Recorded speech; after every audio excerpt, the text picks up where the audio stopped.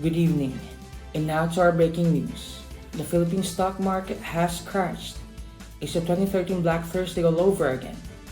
To help us understand the behavioral aspects that may have caused this panic among investors, we've gathered a group of top behavioral finance experts from around the globe. Traditional economic theories assume that people act rationally when making financial decisions, that investors are rational and always act in their best interests. However, behavioral finance research has shown that this is not always the case. Investors are often influenced by emotions and biases, which can lead to suboptimal decision making.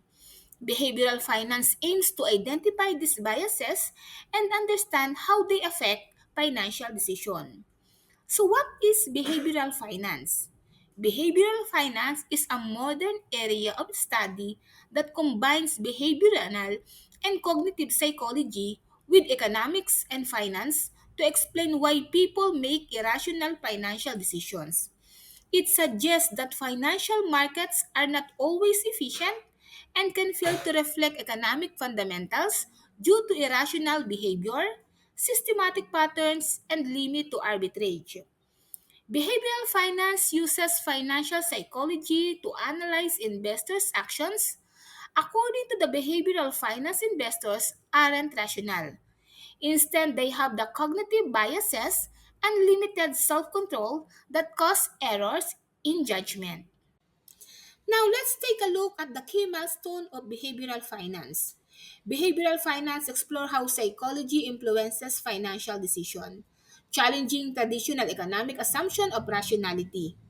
It began in 1912 with George Selden's Psychology of the Stock Market, highlighting psychological factors in market behavior. In the 1970s and 1980s, economists and psychologists questioned rationality in finance, opening the way for key advancement. In 1979, Kaman and Tversky introduced prospect theory, explaining how individuals evaluate losses and gains asymmetrically. Richard Thaler's 1980 paper on mental accounting revealed how people categorize finances by purpose. And in 1985, Devant and Thaler examined investors' overactions in stock prices. The 2008 financial crisis showcased behavioral biases like loss aversion and confirmation bias, where excessive risk and selective information fueled market instability. Notable milestones include the 2013 Nobel Prize awarded to Eugene Fama, Lance Hansen, and Robert Siller for contribution to understanding financial bubbles, and Richard Thaler's 2017 Nobel Prize for his work on behavioral biases. This journey reflects how behavioral finance reshaped economic thinking, emphasizing the role of human psychology in financial decision making. Now, why behavioral finance matters? Understanding behavioral finance can help you better serve your client. Financial professional who can use behavioral economics and finance can help their clients identify and overcome financial biases, and mistaken heuristic will be in a position to provide more valuable advice. While behavioral finance has gained significant traction in recent years, it's not without its critics. Some argue that behavioral finance overemphasizes the role of emotions and biases in financial decision making and downplays the role of rationality. Others argue that the field is too broad and lacks clear frameworks for understanding and predicting financial behavior. As defined by Baker and Knopfsinger, cognitive errors are systematic deviations from rationality caused by the way individuals process information and make decisions. These errors stem from faulty reasoning or mental shortcuts or heuristics, often leading to irrational choices. Unlike emotional biases, cognitive errors are rooted in how we think rather than how we feel. Cognitive bias refers to decision making based on established mental shortcuts or rules of thumb that aren't always accurate. As Tim Parker explains, these biases act as mental interpretations but can distort judgment, especially in complex areas like investing. Identifying these patterns helps investors and markets make more informed decisions by avoiding common pitfalls. Common examples of cognitive errors that are sensible to the Philippine settings are herding or bandwagon bias. This is defined as the tendency to follow the majority regardless of personal insights. In the Philippines, this is evident when retail investors mimic experienced players or favor speculative stocks. This can impact the stock market as it inflates stock prices, creating bubbles that lead to market instability when trends reverse. Anchoring, on the other hand, occurs when individuals overly rely on initial information, such as past stock prices, instead of updated data. Anchoring can lead to the mispricing of assets, with investors holding onto stocks during downturns based on outdated benchmarks, resulting in inefficient capital allocation. Confirmation bias happens when people seek out or interpret information that confirms their pre existing beliefs while ignoring contradictory data. In the Philippines, investors might selectively read news that aligns with their views about the company, neglecting critical analysis. Confirmation bias can sustain overconfidence in certain stocks, leading to prolonged misjudgments and volatility in market performance. Hindsight is the tendency to believe after an event has occurred that it was predictable. Here, investors often claim to have seen it coming after major market events like the crash of speculative stocks, even if no clear signs or signals existed beforehand. Hindsight bias promotes overconfidence, which can lead to riskier investment decisions, further contributing to market instability. Availability bias occurs when decisions are influenced by information that is most readily available rather than a comprehensive analysis. Here, investors may prioritize recent news or highly publicized corporate events over deep research. This can result in overreaction to news, driving sudden spikes or drops in stock prices, and creating inefficiencies in the market. There may be other additional cognitive bias that are evident in the Philippines, like the status quo bias, which is a preference for maintaining the current state of affairs, avoiding change even when beneficial. There's also recency bias, the tendency to focus on recent events while ignoring historical data, and framing bias, where decision making is influenced by how information is presented. Now, understanding these biases helps explain how cognitive patterns from investment decisions, emphasizing the need for objective analysis. In this section, we will be uncovering another form of bias affecting our decisions. And when we say decision making, we always do that in managing our finances and those highly risky situations where we want to take advantage of. In this section, you can have your moments linking to why you make the best and worst decisions of your life. So, what is emotional bias? Emotional bias, in the context of behavioral finance, this refers to the influence and impact of personal feelings and emotions on financial decision making, and it may be rooted from personal experiences.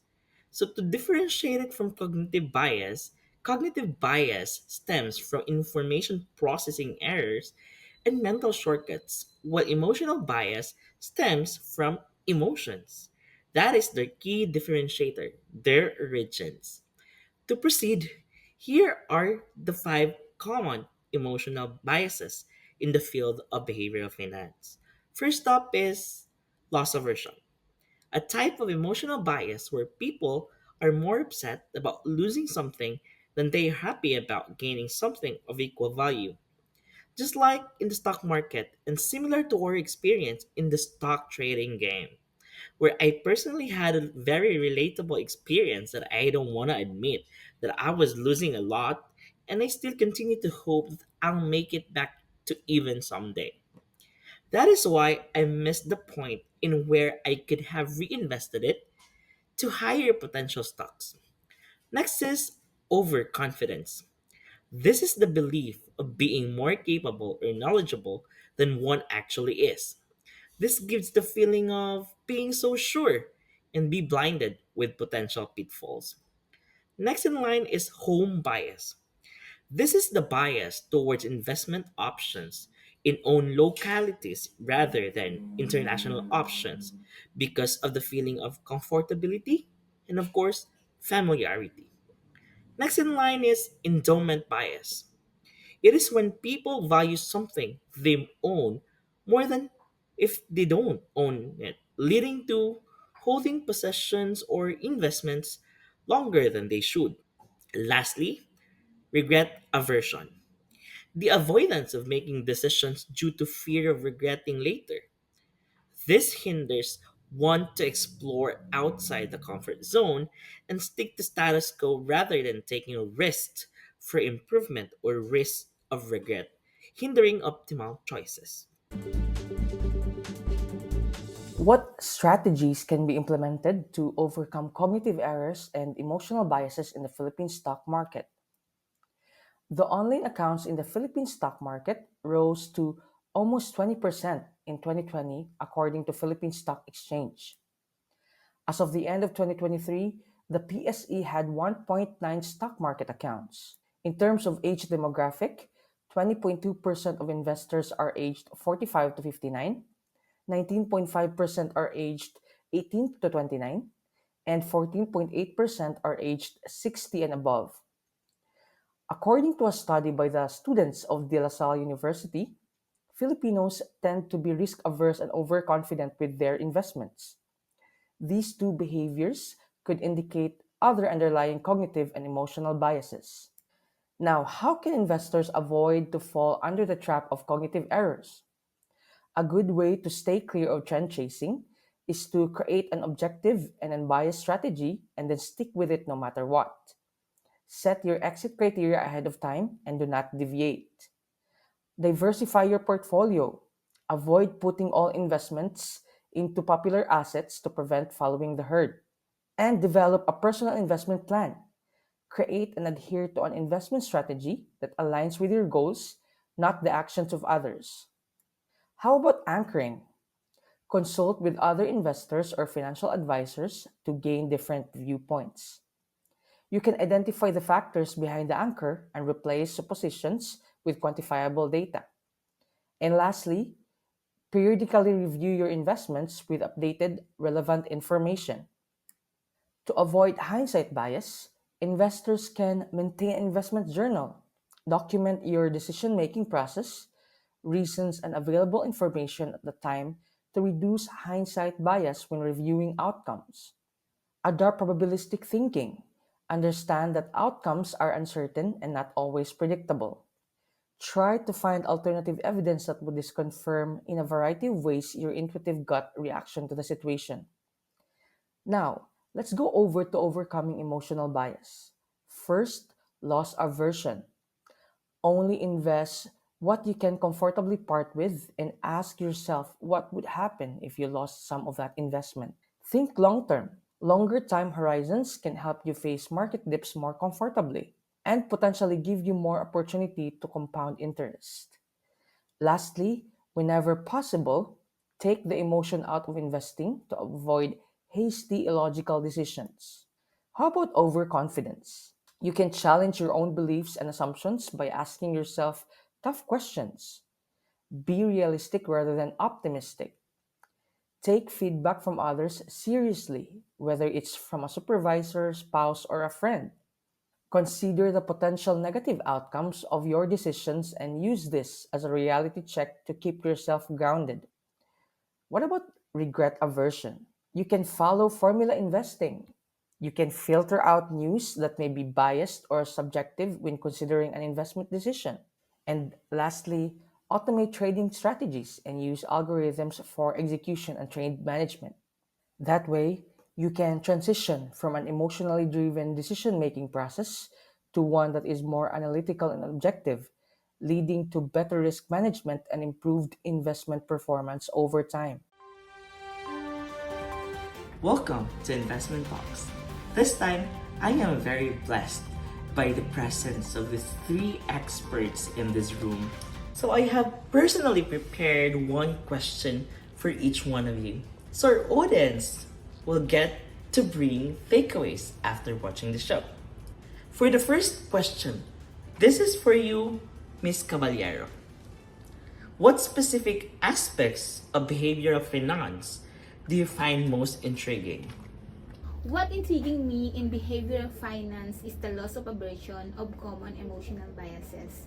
It's where an individual feels the pain of loss more than the excitement of a winning, even if they win more than they lose. For example, in my stock trading journey, I initially saw a gain in my coin company stocks in the first week. However, now that it was facing loss of 4.34%, I can bring myself to sell them. My instinct tells me that I might recover those losses in the coming weeks, so I continue to hold on to them in my portfolio until now. This is despite my teammates advising me to sell to avoid further losses. And also, I consider myself as a conservative stocks trader, and I feel really sad whenever I incurred losses. And now I know the reason behind that after knowing all about behavioral finance. Wow! Very insightful and personal, Ms. Caballero. I love it. Next up is for Mr. Kamay. So in this trading game, what are different biases you can identify that affects your investment decisions? I can think of 4 biases that resonate with my tendencies when it comes to investing in the stock market. One is herd mentality, because sometimes I tend to look at the most traded stocks believing that their popularity indicates they must be good investment opportunities. Another is anchoring bias. For example, Trump's victory in the US election is an indicator that I subconsciously use to invest in Tesla stock, knowing that Elon Musk has been seen as a supporter of Donald Trump in certain ways. I'm also guilty of loss aversion, so I have stocks that are persistently losing, but I can't dispose, hoping that it will recover in the next few days. Lastly, I can also relate with the endowment effect. I invest in some companies because I like the reputation of the company. Now, for Mr. Camino, your question goes like this. Can you provide an example of a successful strategy you implemented to mitigate the impact of behavioral biases in investment decisions? Though I may not consider my initial investment success as a reliable or proven strategy, what was important was how I mitigated the impact of behavioral biases in my decisions. While it's too early to tell if my approach will consistently give me positive results, the key is being aware of these biases and understanding their effects. For me, the best strategy was reading the numbers rather than relying on gut feelings, which I know are influenced by biases. So I am aware that timing plays a major role in trading, but analyzing the numbers from different platforms like Google Finance, TradingView.com, Yahoo Finance, etc. provide a clearer perspective on the best moments to invest or divest. So moving forward, I aim to improve my strategy further by prioritizing informed decision making, thorough research, and a disciplined approach to ensure long-term success. Wow, great inputs there, Mr. Camino. Knowing that we can be influenced by these biases, but balancing it through number analysis and research. Very well said, Mr. Camino. Okay, for this last question, I want each one to provide their own response. So our final question for today's video is, give one word or phrase that describes the summary of your learning experience about behavioral finance. It's a perspective of every individual. Irrational. Disciplined awareness. And that's it for today. Thank you, experts, for your invaluable insights and for sharing your expertise with us today. Your wisdom is truly appreciated. Thank you and good day.